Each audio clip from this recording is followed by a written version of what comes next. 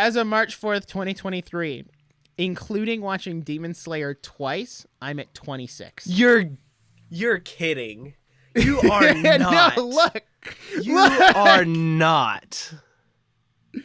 Like, it's all right there. You're kidding. That is not true.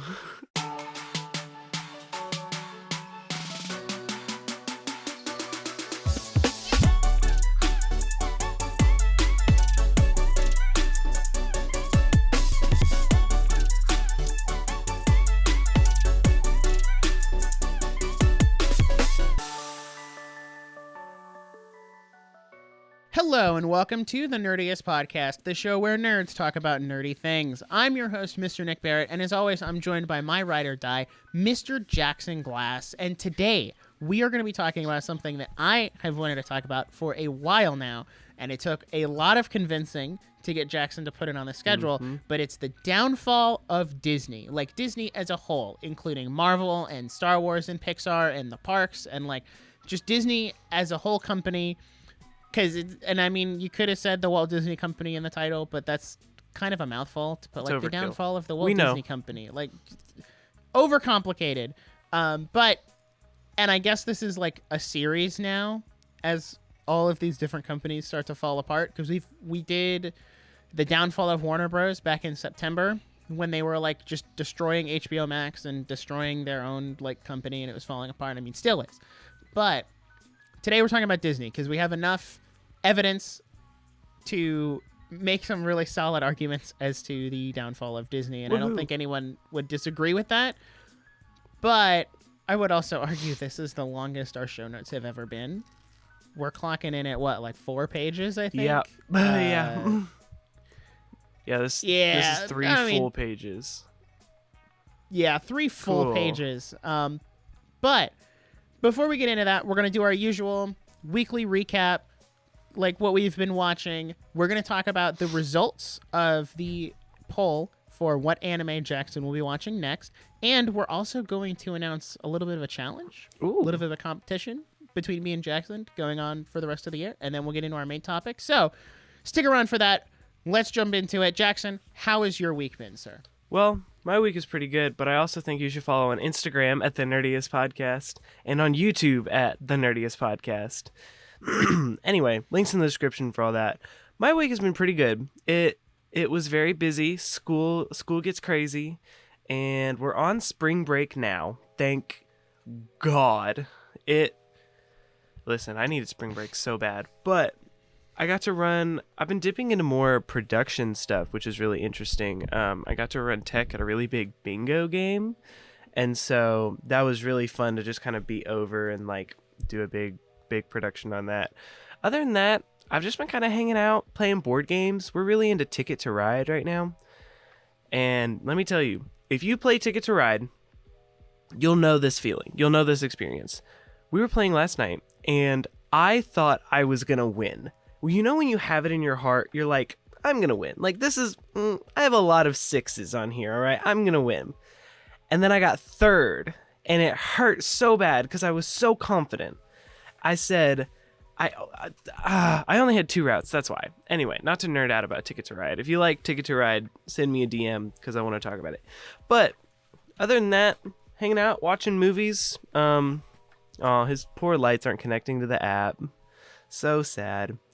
Just been watching movies, hanging out. We're going to talk about what movies we're watching here in a minute. Let me open my letterbox to see if there's anything specific I want to talk about. I don't think so, but I watched Megamind. I watched The Force Awakens again.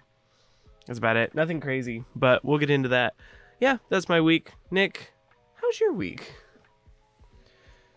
Honestly, it's been pretty good.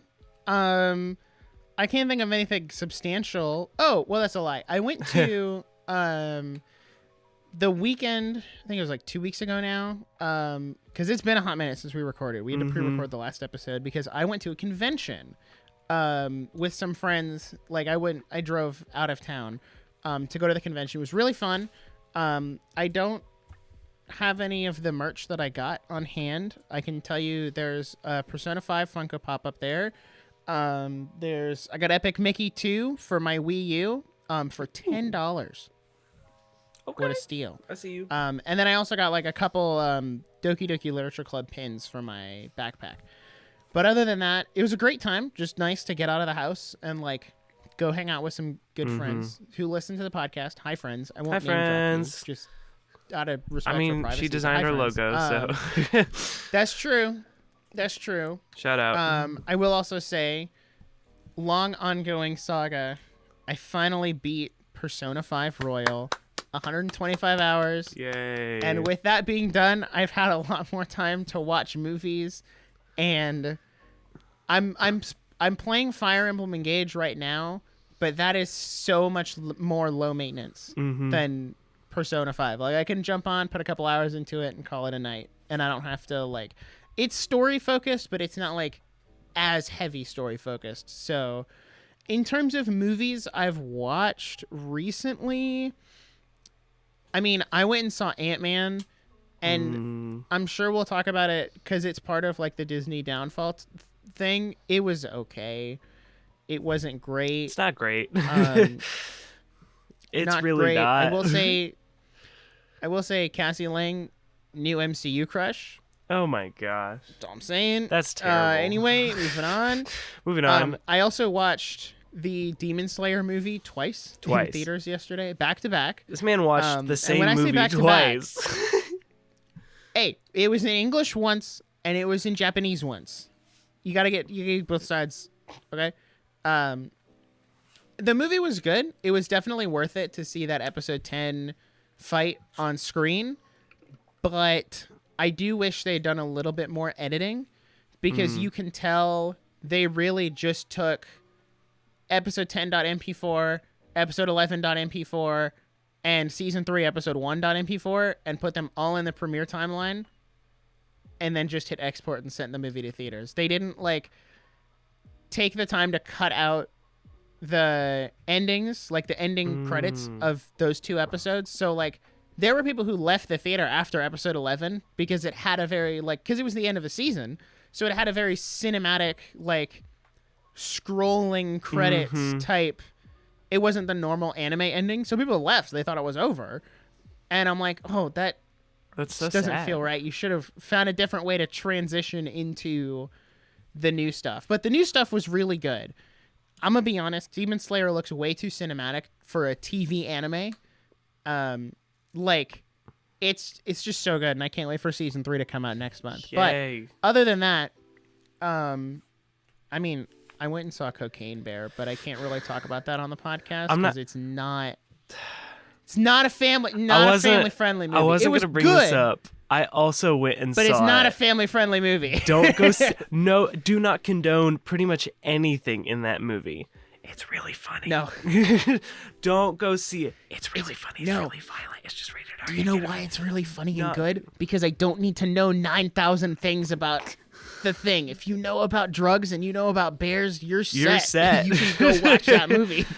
I like to think that this podcast can be family friendly while also bringing up some of the topics that we can talk about even if we don't dig deep. I can say right. I can say we went and saw it, but we're not gonna dive into it. I don't condone it, but no, it's really don't funny. Do drugs. They're terrible for you. It was mildly traumatizing, but 10 out of 10. Mildly? I think you mean severely. It was severely traumatizing. Really, just awful. It was awful stuff. Horrendously traumatizing. Hilarious movie though. Also, movie on a completely separate note. Movie I really want to see before it leaves theaters, and I'll let you know if I do, is Jesus Revolution. That looks really good. Yeah, it looks really good. I want to go see it because I've only heard good things about it. Yeah. And I kind of want to go verify if it's good or not. Because Christian also, movies is are it hit or miss. Yeah, you also have to I'm a little more wary of Christian movies because some of them, God's Not Dead. Oh, it's a Christian movie, not a good Christian movie. No. Yeah. No, There's a lot of because some false Christian doctrine movies out just there. aren't. Yeah, they're not spiritually sound. Yeah. But from what I've heard about Jesus Revolution, it sounds like it is pretty spiritually sound. So I want to go see it and see for myself, and I will report back. Yeah. My mom findings, saw it. should I go see Jesus Revolution between now and the next episode? Which My I mom probably really will. liked it, so who's to say? Yeah, I mean, I trust your mom more than 90% of Rotten Tomatoes critics, honestly. TBH based. So I want to dig into this a little bit. I think it was 2 episodes ago, I said I wanted to set a challenge for myself. I wanted to watch at least 100 movies this year. And that met with mixed reviews. Some people were like, oh, go for it. That's so easy. You can do that. Others were like, that's a waste of time. I think it's fun. I'm going to do it. And so Nick kind of hopped on this train and he said, okay, I have a proposition. What if this was a competition? And so who can watch 100 movies the fastest? And we're only going to update each other on how many movies we've watched on podcasts. So pretty much we will be updated on each other's numbers bi-weekly, and that's it. So we'll talk about what movies we have been watching and be like, yo, I saw this, I thought it was good, because that's our normal conversations. But we're not going to be like, I've seen 30 movies so far, suck it. Like, we're not going to do that. Right. So, other couple rules. We said just generally don't be sweaty. What we mean by that is like, don't be that guy that's like, oh, I have a Saturday free, may as well watch 8 movies so that I can just bump that number up. Like, don't watch movies just to get the number up, like, because that's not fun. That's dumb. Ruins it for everyone. Don't be sweaty. I mean, do we have any other rules? Oh, you don't have to watch the movie in one sitting, but you have to watch from beginning to end.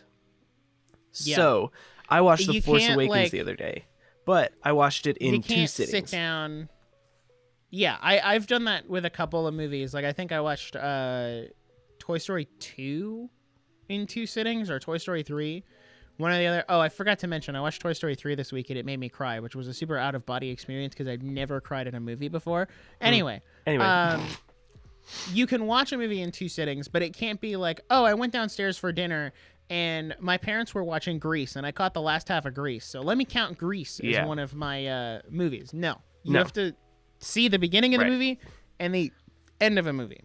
And not in the same sitting, but you do have to see both of them. Like, I was editing the other day and someone had Transformers on.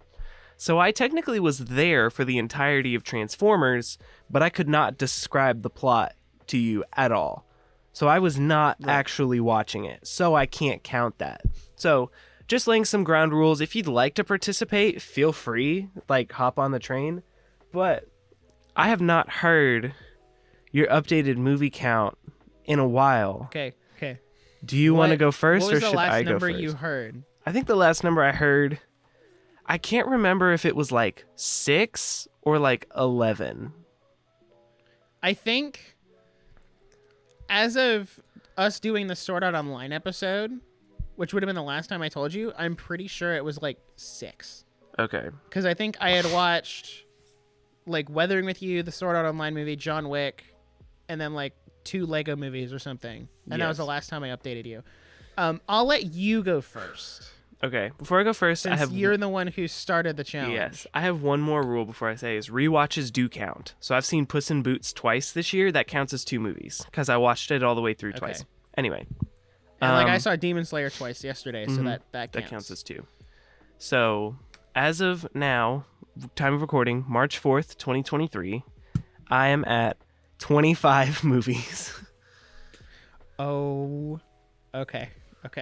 And that's including Puss in Boots twice? Yeah. Okay. So, are you ready? I'm a fourth of the way there. Okay. I'm really nervous. I'm afraid you're going to be at like 42. Like, I'm not at 42, I can tell you that. Right now, as of 11 a.m. on March 4th, 2020, you said 2022.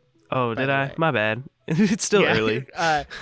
As of March 4th, 2023, including watching Demon Slayer twice, I'm at 26. You're You're kidding.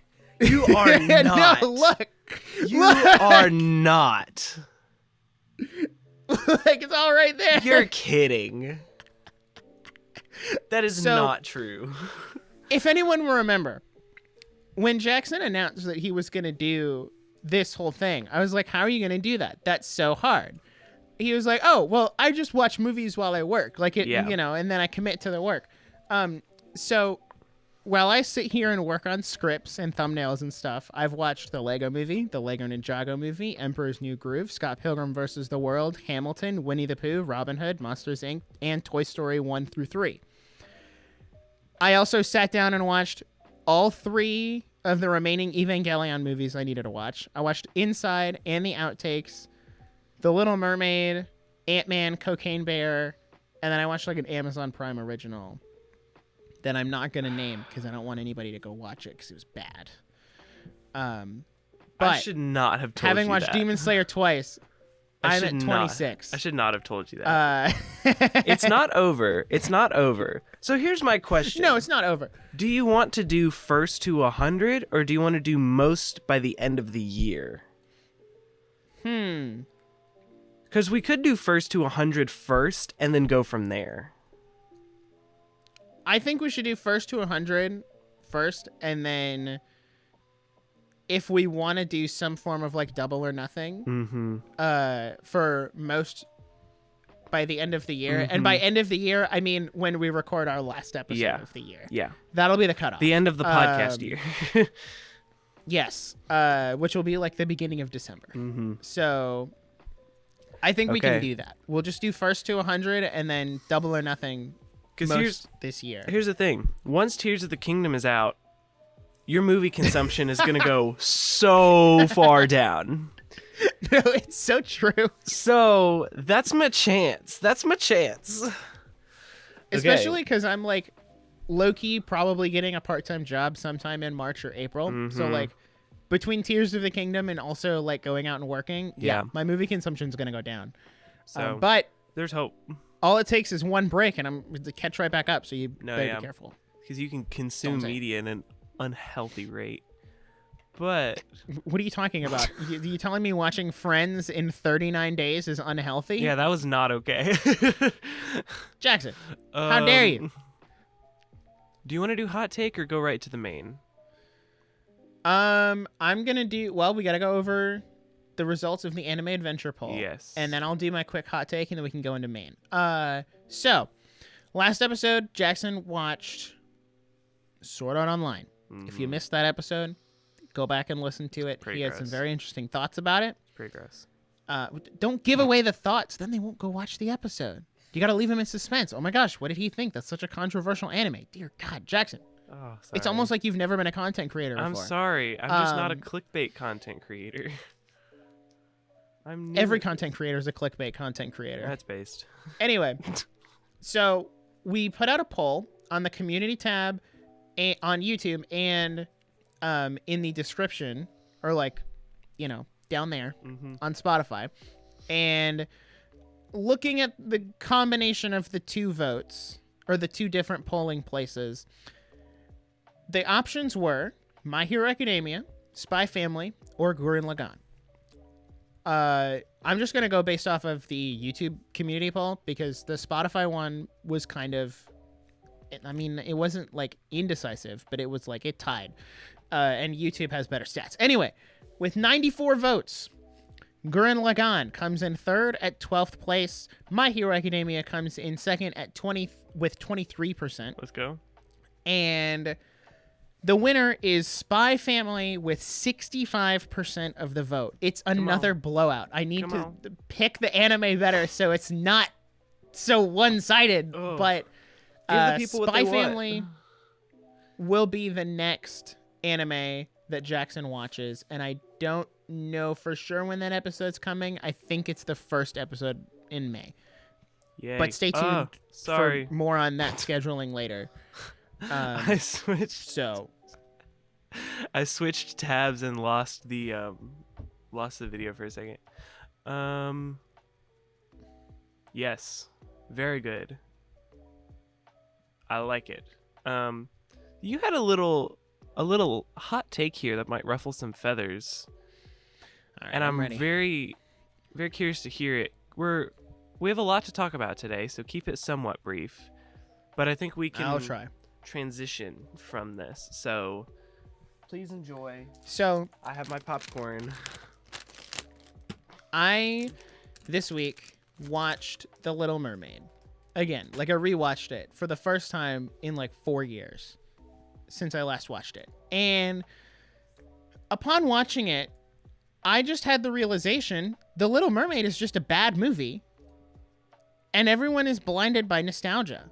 Like, Ooh. Ariel's the worst Disney princess. She is completely selfishly motivated and actively destroys lives in the process of her selfish motivations. Prince Eric is, I mean, it's like that meme from The Office where it's like corporate needs you to see the difference between these two pictures, except one picture is Prince Eric and the other one is a cardboard box. They're the same picture. He has no personality. He has no defining character traits other than like he's a good person, which is not a defining character trait. That's just kind of like the bare minimum. Like that's the standard. That's not an exception. 90% of the characters in this movie enable Ariel's bad behavior. And honestly, it's just not a great movie. Ursula's a good villain, but other than that, it's not a great movie. So I'm sitting there watching it, and I had this realization. Because The Little Mermaid got a prequel and a sequel, which, please don't make me talk about the sequel. I would rather eat rocks than talk about The Little Mermaid 2. We should do a commentary video on that one. No, you're so right, because maybe we will. Anyway. And I had this realization that The Little Mermaid is to the Disney Princess franchise that is it's the same thing that Cars is to the Pixar franchise, where like the first movie was okay but not that great, like it didn't really do anything different, and then the sequels are like meh, except for the fact that like Cars is better because Cars 2 is actually good. The Little Mermaid 2 is not good. It's objectively bad on every standard. But The Little Mermaid is pretty bad. The princess equivalent of the Cars franchise, which some people get mad. They're like, how dare you? Cars is actually a good movie. No, it's not. I'm sorry. Really? Like, I mean, it's good. It's okay. It's Cars 1 is good on the surface level. Yes. Cars 2 is good on the surface level. Cars 3 is just bad.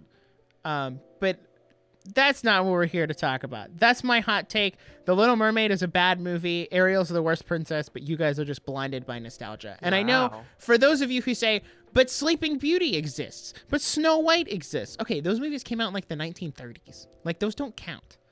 Like I was talking about this with my mom, and she was like, well, Sleeping Beauty Sleeping Beauty and Snow White barely talk in those movies. And I'm like, Mom, people barely talked in those movies. Yeah. Like, that's not a fair argument. The Little Mermaid came out in like the 80s. We were doing movies a lot better by the 80s. Yeah. There's a lot of wiggle room to make better there. Anyway. Okay. Our main topic. I'm really trying to make this meme for you. Hold on.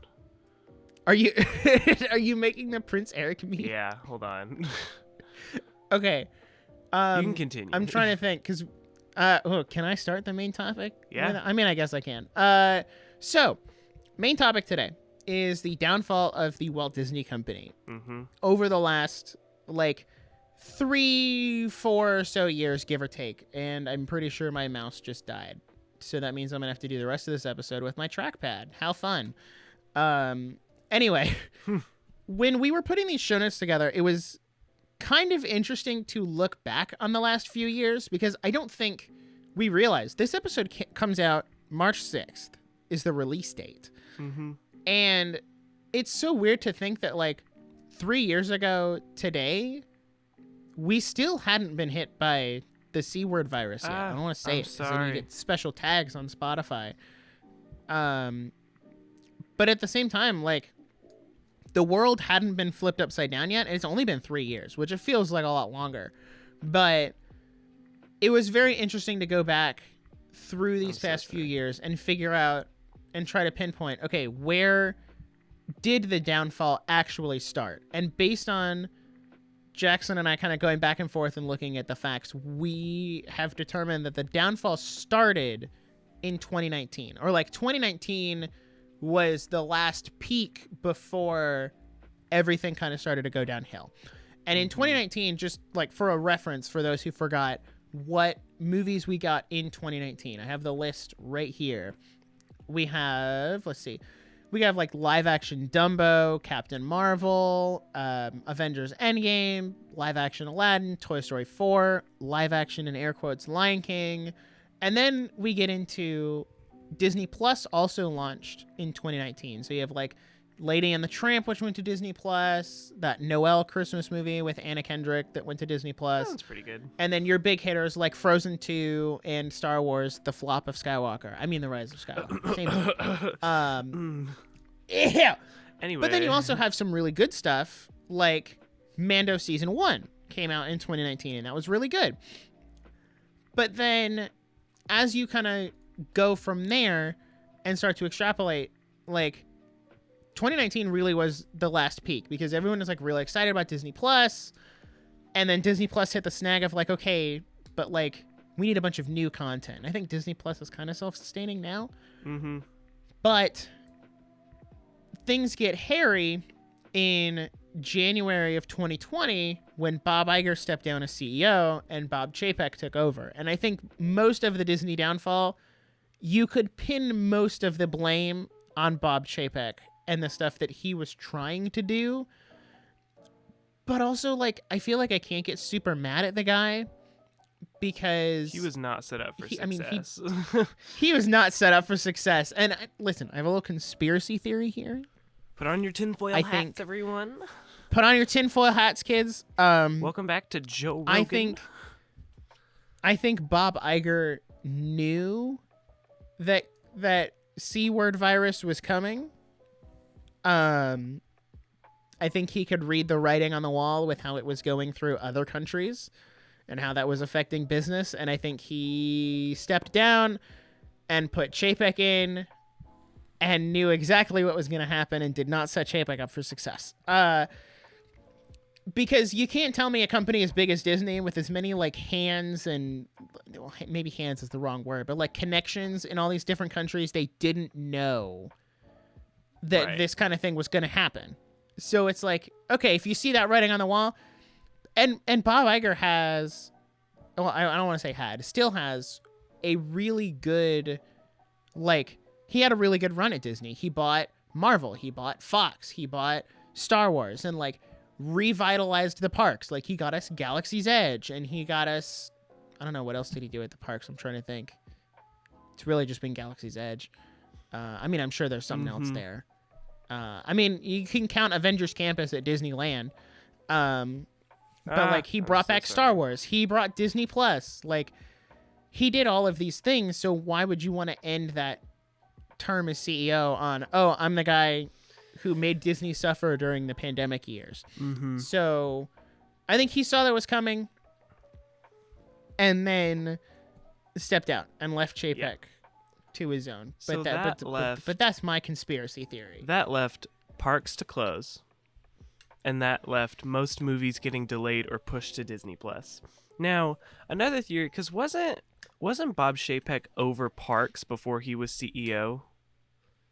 Yes, Chapek was the president of Parks and Experiences before he was CEO of the entire company. So arguably he did a good job with parks when he was just over parks, but the problem came in when he was over everything. Yeah. So I would argue that another theory that could be presented is that they knew the C-word virus was coming, and they saw that how big of a hit that would be to parks. And as the head of parks, they say, hey, we think you're fit to do this, and he just wasn't. So that's another theory. He was not the best choice. It's kind of hard to say. I'm just saying Bob Iger came back, like went right back into his position once we all decided we didn't like Chapek. It's a little suspicious. But that left... just a tiny bit. Just a little. left part closes and most movies getting delayed or pushed to Disney Plus, which leads us into 2020, which movies that released in 2020 were Onward, Artemis Fowl, Hamilton, Mulan, Soul, and the Clone Wars Season 7. Most of these going to Disney Plus, like Artemis Fowl was on Disney Plus, and it reviewed horribly. Like, Yeah, that was just a bad movie. Hamilton was a big win because I think that was the first time, like, a video version of Hamilton was readily accessible to the general public. Yes. But then, and Onward went to theaters. And it didn't do well at like theaters. a week before the pandemic hit. And so it didn't do It well came in out theaters, like this time, 2020. Yeah, no, it didn't do well because they had to shut down everything right after. And I actually got to see it in theaters. And that was the last movie I saw in theaters before lockdown. So You want to know what the last movie I saw in theaters before the lockdown was? Sonic the Hedgehog 1. It's probably... is that better than Onward? I think it might be. It's a little poetic, I don't know. if you will. So there's Onward, and then there's like Mulan, the live action Mulan, which I think can we agree that that's not a good movie? I feel like the live action Mulan is not as bad as some of the other live actions, but it's still not great. No, it's bad. But here, it's a hot take, and it's a question that I want to pose to you, but I also want to pose to the audience. Mm-hmm. Name one good live-action Disney movie that's not a remake of a pre-existing movie. Exactly. And it didn't hit me till I was watching The Little Mermaid this week. I was like, oh my gosh, animation is what Disney does. Yeah. Like, that's their thing. And they've only started doing more live-action stuff recently, which I would argue says a lot about the climate of like the film industry and how animation is legitimate filmmaking in their eyes. Like, obviously, we think it's like legitimate medium, legitimate like way of telling stories, but the film industry as a whole, especially the more like old cronies, if you will, who run the Oscars and stuff, they don't see it that way. And that's why a lot of things are getting live action remakes, but that we could do a whole episode on that. No, it's bad. But then you get movies like Soul, which had mixed reviews. A lot of people love Soul. I think it's just okay. I don't really get it. I think from a Christian worldview, it's kind of hard to understand Soul just because that's not how it works, or that's not how you believe it works. So from that point of view, it's hard to kind of get into it for me. But Clone Wars Season 7 came out, which is big. You haven't watched that, don't you? I have not seen it. You're not allowed to talk about it. You haven't watched it. But it was really good, though. It's pretty big. So made me really sad because the last episode came out May 4th, 2020, which was the day before my 18th birthday. So it felt like my childhood was ending the day before my actual childhood was ending. Got 'em. Beautiful. Anyway, continue. So Disney starts doing the premium purchases for certain movies like Mulan. I don't think they're doing this anymore because it was received they're not. so They got rid of it. poorly.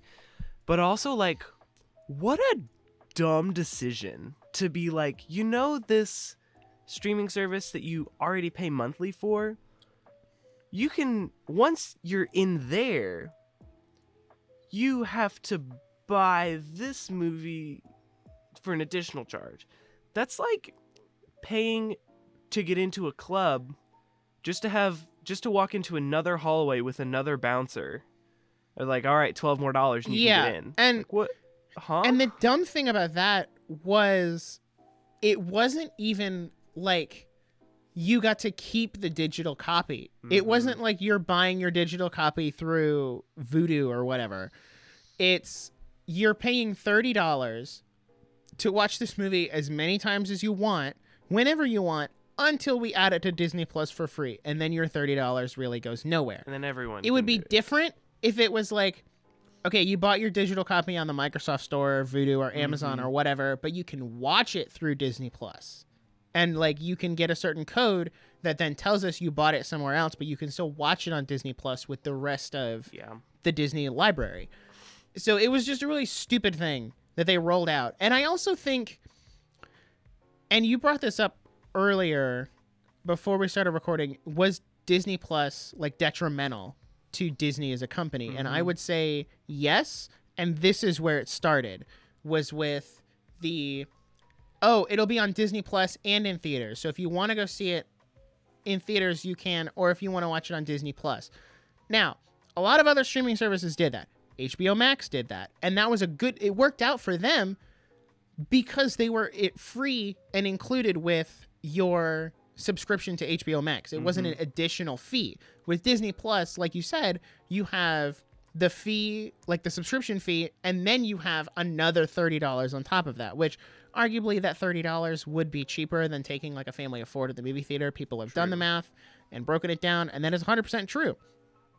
But you now are confusing families and saying, okay, well, and they're still doing this. Is like all of their theater movies come out, and then 3 months later they're on Disney Plus. Like they hit Disney Plus before they hit DVDs, and I'm like, okay, so now you're just shooting yourself in the foot because like, why would I go see Black Panther in theaters when I can just avoid spoilers for 3 months and watch it for free on Disney Plus? Like, obviously it doesn't affect me as much because I have Regal Unlimited, but that's what's hard for the whole like streaming versus theater is like back when there was like, if you go to the theater you might die, don't go to the theater. Like, okay, yeah, let's do streaming, but we can go back to the theater, and we've proven that we want to go back to the theater.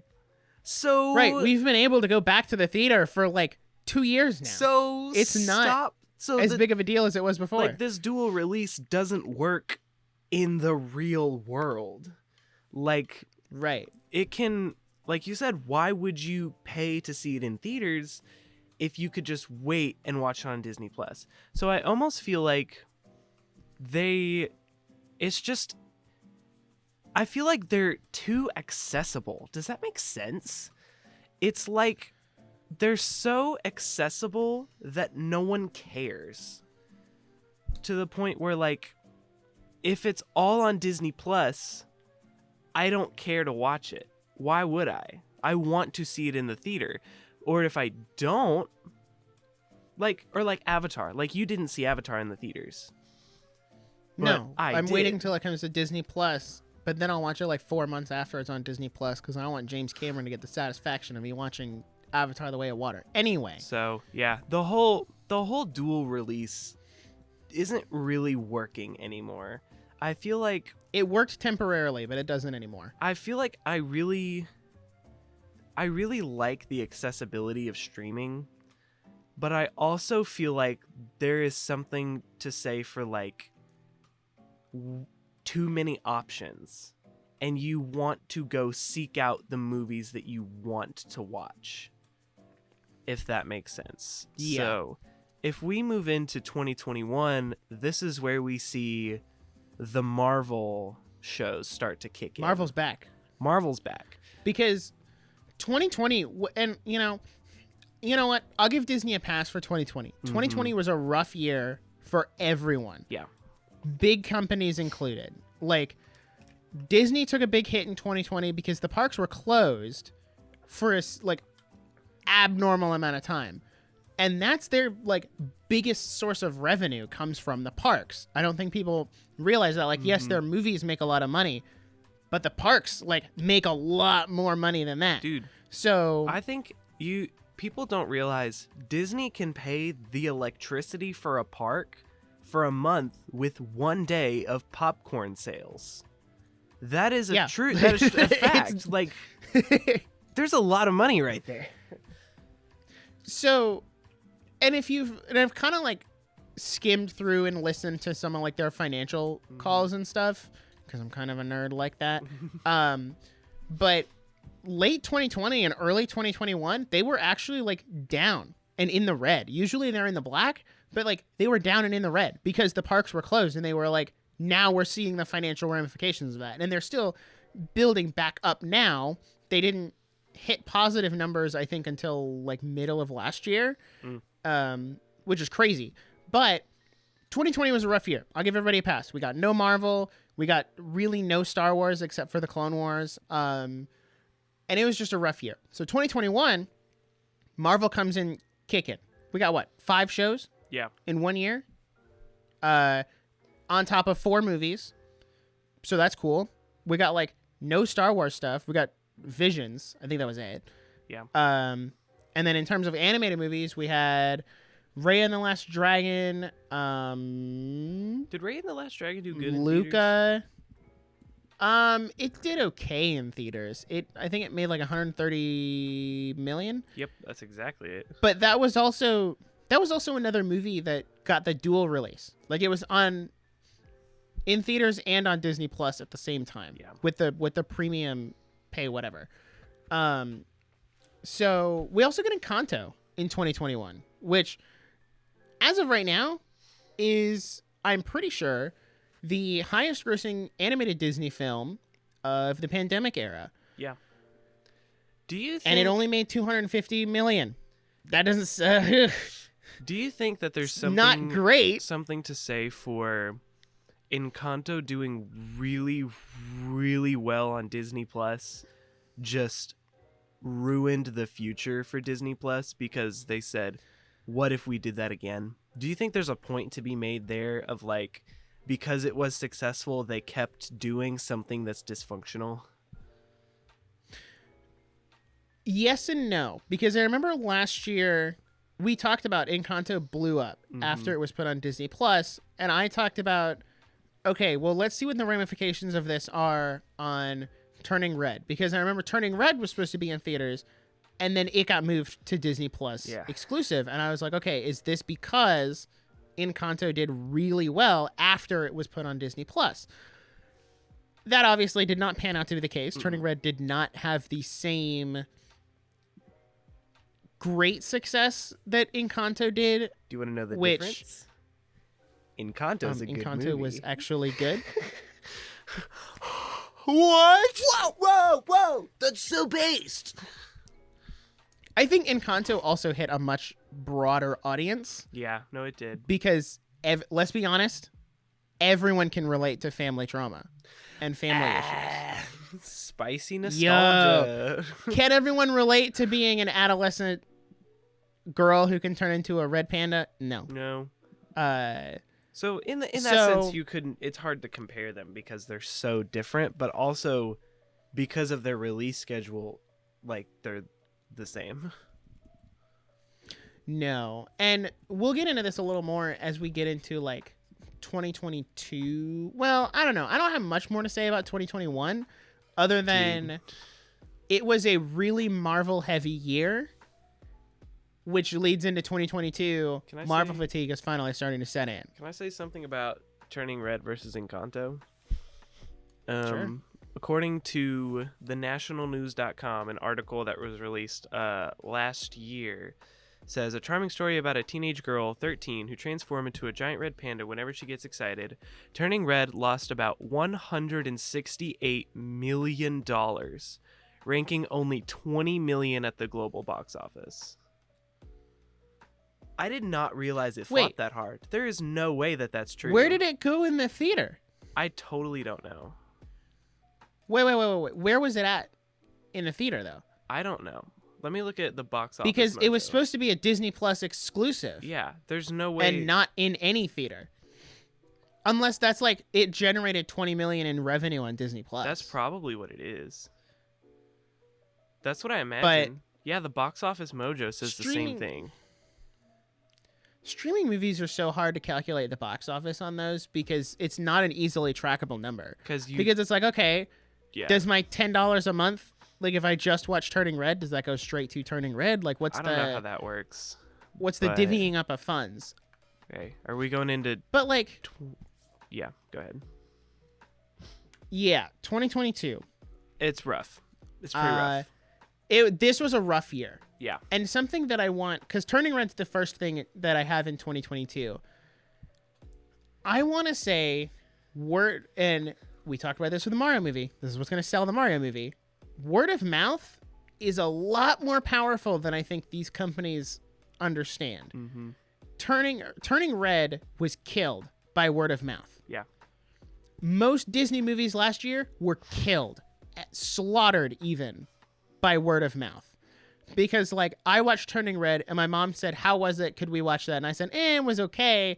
But based on your values as a parent and how you're raising my sister, I don't think you'd like this movie. Nor would you like her to watch this movie. Okay, that's 3 more people who did not watch Turning Red. And I'm not the only one who was talking like that. So word of mouth is killing Disney right now. And it's really elevating other movies like The Bad Guys and Minions and Puss in Boots, which we'll talk about those in a minute.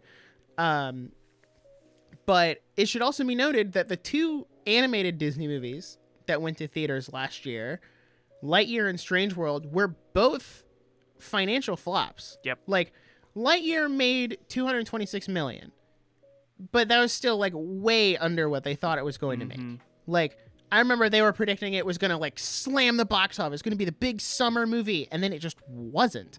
Because word of mouth got out and said, hey, if you like Toy Story, you're probably not going to like this movie. Because it's just milking the Toy Story franchise. I sent you a tweet the other day about that. Hold on, let me try to find it.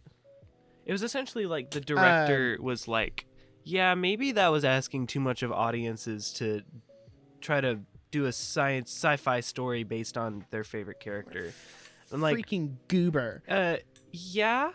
Also, it was just a bad movie.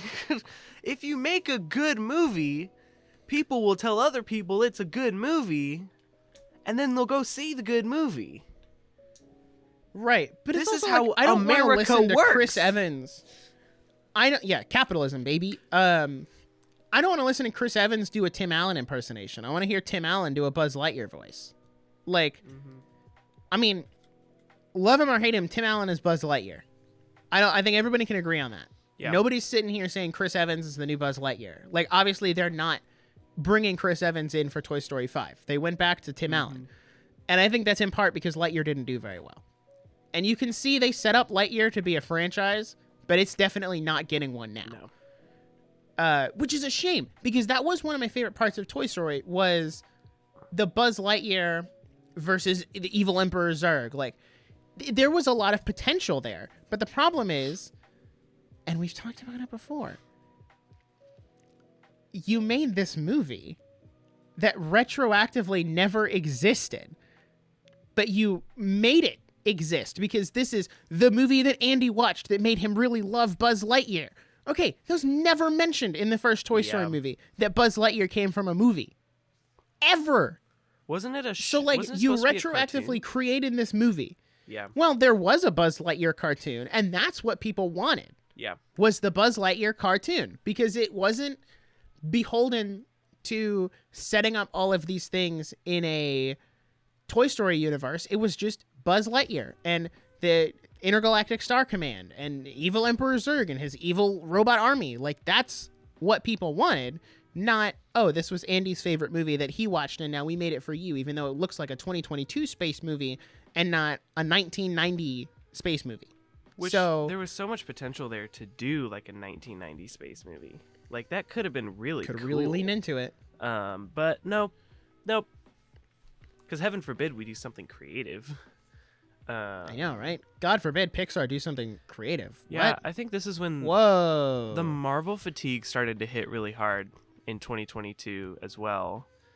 Just to touch on that a little more, like, we were just getting show, movie. We did a whole episode about, we were essentially Marvel fatigue. like, yo, we can't talk about Marvel anymore because there's so much there that we don't know what to talk about and we can't consume it fast enough. Yeah. And I think recently, like very recently, they've realized this and they've slowed down the Marvel timeline. Thank God. Because now we're getting only 2 shows. Bob this Iger year. came back and actually... Thank you, Bob. Bob Iger started doing his job. So we're doing 2 shows this year, right? Yes. It's supposed to be Secret Invasion and Loki Season 2. Which I might watch And that's both. I'm definitely watching Loki. And then we're getting... Movie-wise, we're getting Ant-Man, Guardians, and the Marvels. And then after the Marvels, there's supposedly not another Marvel movie until like 10 months later. So we're talking about not seeing a Marvel movie. What? That comes out in November. So like till September of next year. Which there like, won't be another Marvel movie. I mean, they'll probably bump something oh, up, I'm sure. but Yeah. still, even having a 6-month break would be nice. You also bring up the fact that this leaving room for other animated movies to do well. I mean, The Bad Guys made $250 million, where Lightyear made 226. Like, I think this is the first time in a long time we've seen other studios beat Disney in the animation category. And I'm kind of here for it. And not, the Oscars are a sham, but it should be noted. And I'm gonna look it up real quick just so I can double check. I'm trying to find like all the oh, that's not our Oscars. Oopsie doopsies. Oopsie. Best Picture, Actor, Animated Feature. There we go. Disney only has one in the Best Animated Feature, and usually that's like the Disney category. Like, how hard do you have to fall off to go from the animation category? You have a like 90% chance of winning an Oscar to, oh man, you have a 20% chance, just like everybody else. Because for those who don't know, the Best Animated Feature this year, or Google, just get rid of my thing. Best Animated Feature this year is Turning Red, Guillermo del Toro's Pinocchio, Marcel the Shell with Shoes On, The Sea Beast, and Puss in Boots: The Last Wish. Which, honestly, I haven't even seen 3 of those movies, which is kind of a shock. I've heard The Sea Beast. I need to go is watch amazing. Them. I kind of want to watch that. Yeah, one. I know that's a Netflix original. I think. Yeah, it is. And I want to watch it, but that's a really hard fall off for Disney. That like Lightyear and Strange World could not get nominated. Yeah.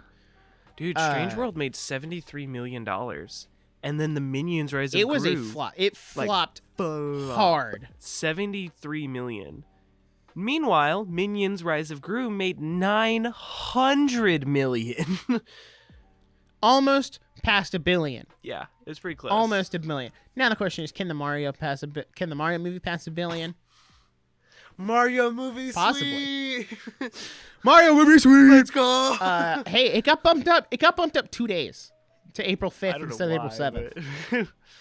So I mean, hey, they're like, you know what? 2 extra days to make money, baby. Let's go. We got a winner. You also have to remember it's coming out Easter weekend, so like, It's true. I think that because I think they know that like there are some in the religious crowd who won't go see it opening weekend because of how that weekend plays out. Yeah. Because you're busy. But then they're like, you're busy, and they're like, okay, here we got you. Like, Put it out. boom. You can go see it Wednesday, Let's Thursday, go. and then bam, got it. Dude, then Good Friday. So they know what they're doing. Yeah. So Good Friday, you can take the weekend off. We moved to 2023. I mean, yeah. I just really want to illustrate how hard Universal kicked Disney to the curb. Because for those who don't know, Universal owns DreamWorks and Illumination. And I don't know if I've brought this point up on an episode before. I think I was saving it for this episode. But it really seems like Universal is reading the room and is ready to kick Disney to the curb. Like, I think Disney's time on top is coming to an end, and Universal is going to take that top spot for a while. And I say that especially because Universal now is in partnership with one of the biggest companies in the world. Like, just in terms of brand recognition, in Nintendo. Like, everyone knows Nintendo. Everyone knows Mario, at the bare minimum. Most people know Zelda. Most people know Animal Crossing. Like, Nintendo franchises are some of the most iconic in the world. And I think if Universal was going to partner with any company and have a chance of rivaling against Disney, Nintendo was the right choice. Because now they have Super Nintendo World. They have the Super Mario Brothers movie. Like, and then Nintendo has their games. So, like, Universal can indirectly compete in the gaming space, which is somewhere that Disney has really Kind of dropped and failed just to. kind of left to whoever. Yeah. So I think Universal is going to come out on top here. Not to mention, like, to talk parks for just a second, Disney had their huge D23 and talked about their parks panel, and they're like, yeah, we're thinking about doing something in Magic Kingdom, and we're thinking about doing something in Animal Kingdom, and we're thinking about doing something here. And then Universal's like, okay, cool. We're building Epic Universe in Orlando that'll have Super Nintendo World, and we're building 2 new theme parks in 2 other states. I'm pretty sure they're doing one in Texas. Texas? I think it's and Texas. then, let me double check. I think, are they doing two in Texas? Epic Universe announcement. and Yes, theme park they're in- doing one in Frisco, Texas. Okay. And I think that's the only one. That's Dude. the new one. We should go. I think we should go. I would go to Texas before I go to California. Same. But like Disney's just kind of fumbling around with their parks, and then Universal's like, okay, cool, Super Nintendo World, bam, Mhm. and we're opening new parks in new places, Like boom. in Texas, which Texas is that nice middle ground Mm-hmm. for people who like, instead of having to go to either coast to get to a park, like Texas will be that nice middle ground for the more, I guess, Midwest people Yeah. who wouldn't necessarily want to come all the way to Florida or all the way to California. So good on Universal. Yeah. Now, That was a good choice. 2023 is a rough year. It's I'm even scared. rougher I'm so scared. far I'm so than scared. whew. So 2023. First of all, we started off with Disney Plus lost 2.3 million subscribers in Q1 2023, which I know some people are like not super big into the numbers. We're like 2.3 million subscribers. That's a lot of people to lose in one quarter. So something's going wrong there. But 2023, I feel like is not going to be a great year, given that Ant-Man and the Wasp, It was bad. It Quantumania, was bad. sorry, not only was it bad, but it's had the second biggest weekend drop-off at 71%. Or I'm sorry, I read that wrong. The biggest second weekend drop-off at 71%.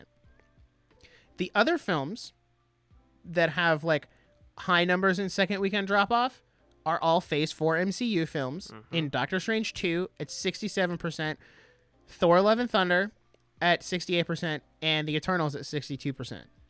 Yeah. So, for those who want to say Marvel fatigue is not real, no, it's real. Based on those numbers. Yeah. We're also, like, yes, Bob Iger is back. Thank God. He came in at the end of last year and is now focusing on quality over quantity by slowing down the MCU Can I ask a question? release slate. Can I yes. ask? So, if I'm understanding this correctly, second weekend drop off means so it will release on like a Friday, and then Yep. that and it has weekend, that whole weekend. and then the next weekend 71% less the next weekend. Revenue than the weekend before. Yes. Got it. Okay.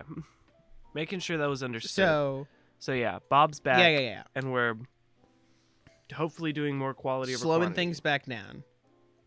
Yes. But what's interesting is Bob Iger also announced, or it came out somehow, that they're doing like Frozen 3, Toy Story 5, Zootopia 2. And it's like, okay, so Disney, the company that was originally founded on the principle of pushing the boundaries and trying new things and doing new original things, isn't doing new and original things. They're doing sequels and live action remakes. Like, we're getting live action Little Mermaid this year, which, again, if they just adapt the original movie, not going to be a great movie. Will I go see it? Maybe. Probably if I not. have a free day Here's and I the feel like thing. I have nothing better to do. It will go to Disney Plus, so why would I go see it? That's true. Why would I waste time at the theater when I can watch it on Disney Plus while I'm working? And turn it off if it's bad. Like what? But then they also announced this week that they're doing Peter Pan and Wendy, which comes out in April, which just doesn't look great either. And it's like, okay, but again, do we need another Peter Pan movie? Yeah. Like, Peter Pan is up there with Cinderella in terms of like, we just have too many of these movies. Like, no more, please. So I'm worried that they're leaning into more sequels and live action remakes than original ideas, which, here's the thing. I don't want to say they're not doing original ideas because they have Wish, which is an animated movie that comes out in November. Mhm. And Elemental is a Pixar movie that it will also be original. Elemental So they are looks a still lot doing like- some original stuff. Elemental looks a lot like Inside Out to me, and so No, I'm a it really little does. worried. So Yeah, I'm kind of worried about it too. But like, I don't understand why Disney is not going the animated route. Like, they're doing a live action Haunted Mansion this year, which the trailer for that looks okay. yeah, It's also I'm obviously going to hold it to a super high standard because I love Haunted Mansion. But it's also really dumb to release a spooky movie in the summer. Save that for why, October. Okay, why are you releasing a spooky movie in July? Save that for October. It got bumped forward from like August 5th to July 28th. I'm like, why? This is not a summer movie. This is like release it in September. So it's in theaters on Halloween. Yeah. Like that movie is not being set up for success. But yeah, it's a rough state for Disney right now. And unless you have anything else to say, I don't. I want to go into our last point, I don't. which have is going to anything be else the most say. controversial one, and the one that I I- saved for last, because we've never talked about anything like this on the podcast before, but We've danced around it until now. we've danced around it until now. And listen, I'm just gonna be very upfront with the audience here. This is really going to be the only time we talk about this type thing, because movies, and this kind of transitions into the point, is movies and media and stuff that we enjoy and watch and consume is meant to be an escape from reality. It's not meant, and while yes, it can mirror reality and help us process and understand and, you know, better comprehend things that are happening in reality, they're not supposed to drag in real world issues into our movies. And the most controversial point is that Disney is catering to the woke agenda, which everyone's going to be like, oh my God, here we go. Blah, blah, blah. Like, oh my gosh, they're turning into that podcast. It's Ben but like, Shapiro over here. Like, what are we doing? It's reached a point where it's not really an opinion anymore. It's more of an objective fact. And when I say objective fact, I mean that if you look at the main promotion that got out for Lightyear and Strange World, and this kind of goes back to the word of mouth that killed these two movies, is all of the leading headlines for Lightyear was, oh my gosh, there's a lesbian kiss in the movie. That killed it. Like, you can say it was the bad promotion, it was a wrong release time, it was, we know it's coming to Disney Plus, but at the end of the day, a majority of the market for these movies are conservative families who see that headline and then aren't going to go see that movie, and they aren't going to watch it on Disney Plus. And what also makes it I don't want to say difficult to talk about, but like, Jackson and I both have a Christian worldview, and we know not everybody agrees with that. But when we look at movies like that from this worldview, like, it's hard for me to see a movie like Lightyear and then say, okay, yeah, you should go see this movie, because it has things in it that I vehemently is the wrong word, that I just don't agree with, and I don't agree with that lifestyle. Same for, I didn't go see Strange World because, like, I don't really have an interest in watching a movie which, by the way, had no marketing, so I'll give marketing a little bit of credit on that one, but was also marketed as the first Disney movie with an openly gay lead. So, like, okay, you're turning off a majority of your audience again, and then getting upset when your movie makes $73 million at the box office. It's like, wait a minute, we're catering to the minority audience and we're not making a lot of money. It's like, whoa. It's almost like if you alienate a majority of your audience, you're not going to make a majority of your money. Yeah. It's almost like that's how capitalism works. And the thing is, like, if there is a gay character in a movie, I'm not going to instantly turn off the movie and go, oh my gosh, this is crazy. Right. Repent. Like, no, I still enjoy movies. And if, like, and this is a big thing to talk about, is like you seriously limit what you can watch if you only watch things that you agree with, and you seriously alienate yourself and lose your ability to grow and understand other people if you only consume things that you agree with, because who am I to hold other people to my standard? So Right. that's not the point. The point is not there is a gay character here, I hate this movie. The point is, the only point of this character is they are gay. And that is And they just... need to meet a quota Yeah. and fill a checkbox so we can say we have our diversity. Mhm. And that, the diversity argument also applies to, like, people of color. Mhm. Like, don't just put people of color in a movie so you can check a box. Mhm. Like, they're people. That's Like, just- people are people. It's just a really if they crappy fit the thing to role, do. they fit the role. And Yeah. and I mean, that argument can be extended to The Little Mermaid, like the live action. Like, everyone's upset. Oh my gosh, Ariel's black. Like, that's so wrong. It's like, okay, they haven't done anything to make me understand that, okay, we chose this actress because she was the best fit for the role. Like, you know, she has a great singing voice. Yeah. We think she's going to portray this character in the best light. If they said that instead of, hey, by the way, Ariel's black, and then nothing else, people would be viewing that movie a lot differently than they do now.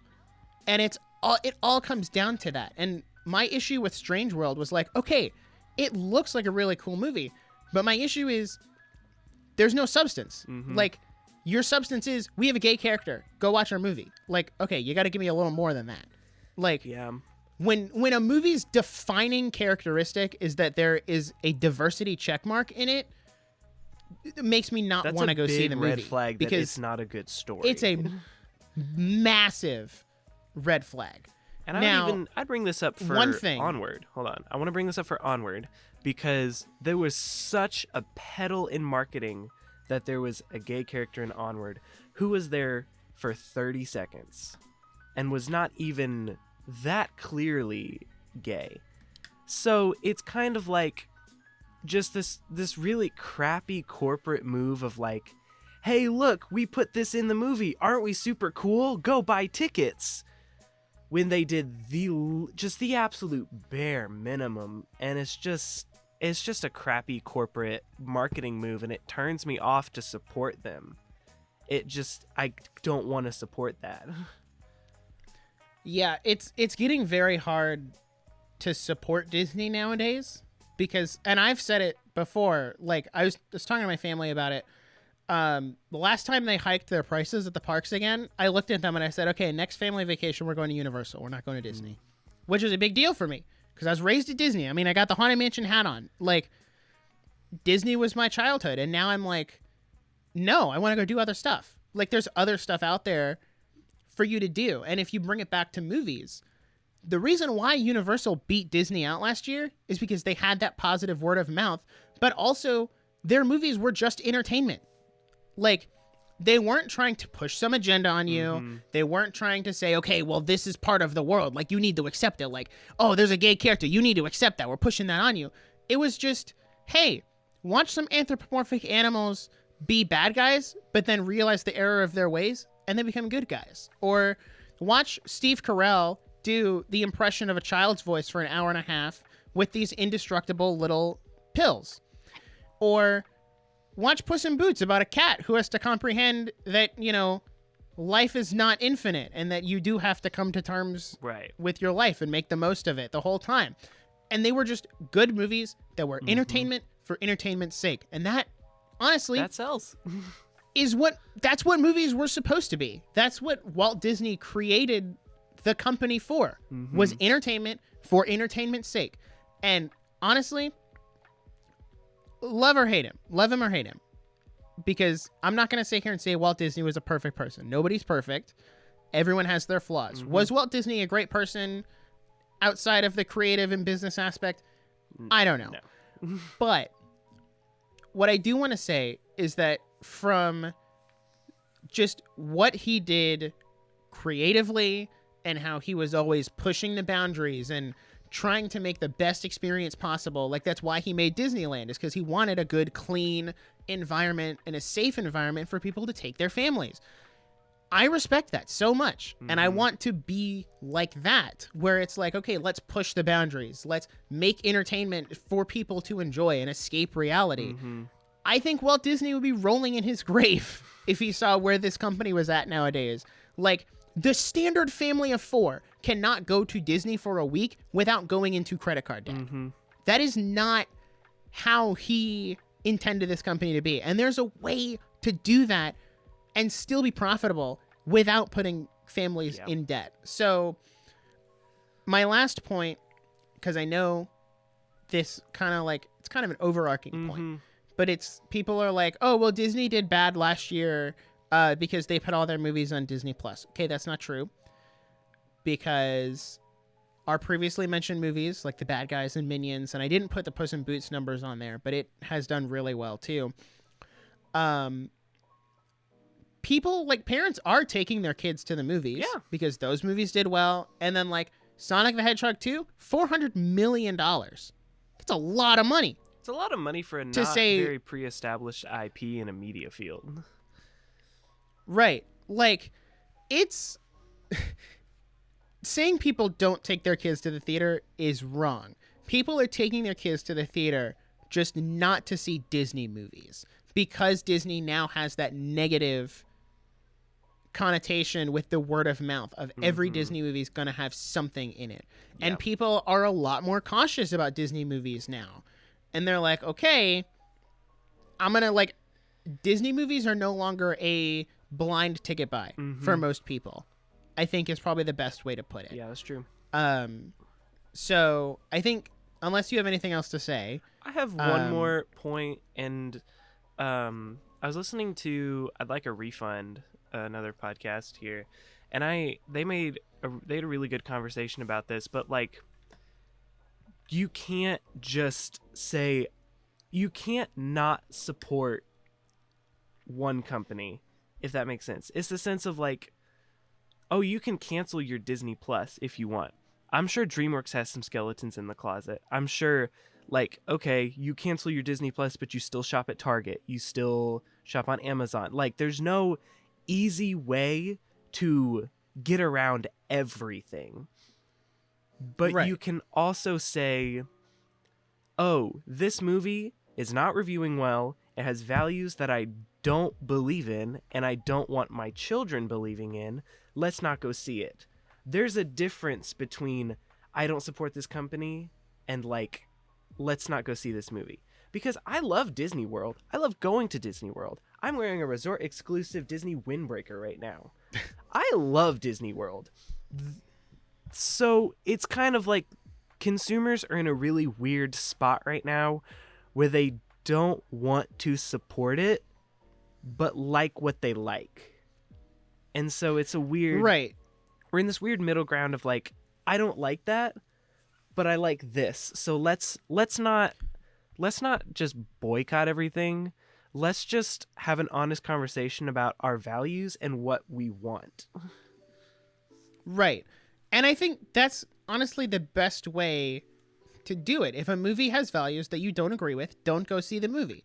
If Disney puts out, like, Disney put out Strange World, I didn't go see that, but I went and saw Ant-Man.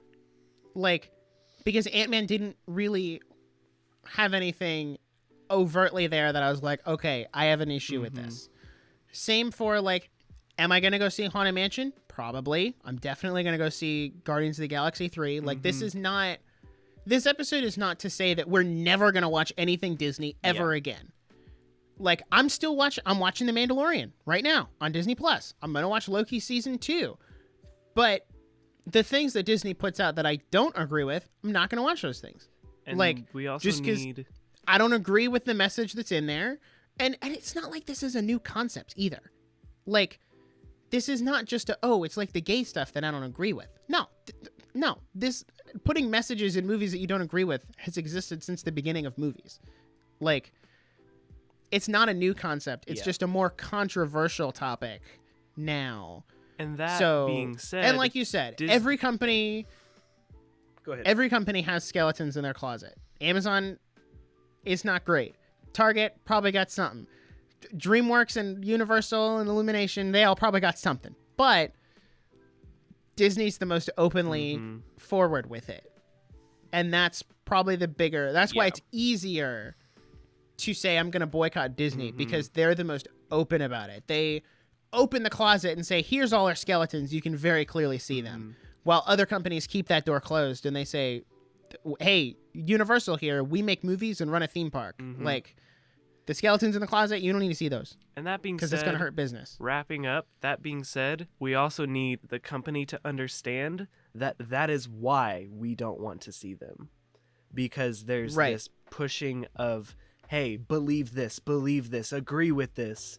That like, okay, if that's it, I don't want to see it. They're like, why did Strange World only make 72 million? Because of that. So just because of that, they're making less money, and they need to understand that. That's my closing statement. It's something that I think they'll learn over time. And I think Bob Iger is doing a really decent job of understanding that, because since he's come back, that stuff has kind of fallen to the background. It's still there. Yeah. But he knows that it's hurting business to be so forward about it. So I think our closing question here, and this is kind of like a more open-ended question, you don't have to have an answer, but can Bob Iger turn things around in the year and a half he has left as CEO? Because he's, like, as we said earlier, slowed down the Marvel release slate, focused on quality over quantity, especially after all of the stuff that came out about VFX earlier this year, or last year. So I'm interested to see how that continues to the rest of the company. Are they going to realize, okay, Universal's beating us out because word of mouth and because we're putting these things in these movies? So I'm interested to see how that plays out, but that is really all I have to say. That's all I got. Finally got to do my Disney downfall episode. I've been wanting to do this episode since we did the Warner Bros. one in September. This man has won. I literally gave him the Warner Brothers episode to like fulfill that need so that we didn't have to do this. And he was like, no, we're doing it. And I was like, fine. And it was a great time and it was a great conversation. And I'm glad that we did it. But I'm also really hungry. So let's wrap it up. Yeah. And, this is also an important conversation to have because Disney is one of the biggest media companies in the world. And this is how it works, is the consumer gets to put checks and balances on a company. Yep. And that's what we're doing. So that's all I have to say. I'm also hungry. I haven't eaten yet today. So I'm I don't know what I'm going to eat for lunch yet. But my girlfriend's family said that they're at the brunch place, so I might drive over there for some brunch. But they also said they wanted to play Mario Party, so I don't know. What's the next? Oh, sorry. Anyway, our next episode, to hard pivot from the Disney downfall, our next episode is revisiting John Wick in 2023. You get your episode, I get mine. I'm also actually, yes. Yeah. And I'm going to go ahead and announce it now, because if I do, that means we're stuck and we're beholden to it. Right now, the plan is to go weekly episodes for the entire month of April. Because a lot to talk about. Looking at how the schedule plays out with movie releases and stuff, there was just so much to talk about that it would not be doing great justice to those things to only have 2 episodes that month. So it's essentially weekly from April 3rd to May 1st. So Spy Family will be the last weekly episode before we bump back. Well, actually, no, that's a lie, because we're probably going to do a review on Guardians of the Galaxy. We'll be weekly for a while. Stay tuned. Essentially, stay tuned. We'll be weekly till we're not anymore. Yeah, no, that's the best way to put it. Oh. So yeah, that's all I have. I'm gonna be honest. I forgot how to do the outro. I don't. That's fine. Because I don't have the It's note been pulled 3 up weeks. anymore. Thank you for watching this episode of the Nerdiest Podcast. If you like what you heard, make sure you subscribe on Apple Podcasts and follow on Spotify. If you also like what you heard, you can give 5-star review on Spotify and Apple Music or Apple Podcasts. If you leave a review on Apple Podcasts, then we'll read it on the show potentially. You can follow us on Instagram at the Nerdiest Podcast, on YouTube at the Nerdiest Podcast. We're doing some great original content on YouTube, so go check that out. True. Thanks for listening, and we hope to see you in the next episode. Bye.